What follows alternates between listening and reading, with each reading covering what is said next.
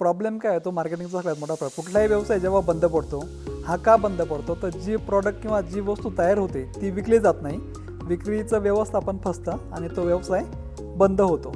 तर नेमकं आता याच्यामध्ये काय असे प्रॉब्लेम येतात हे आपण सविस्तर बघूयात.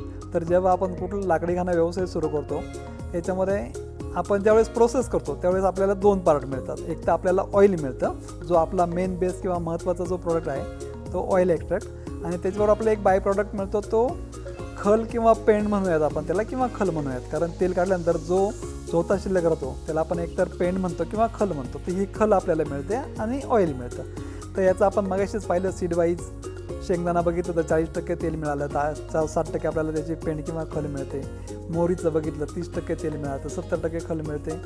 करडई पाहिलं 20-21% ऑइल मिळालं तर 80% खल मिळते.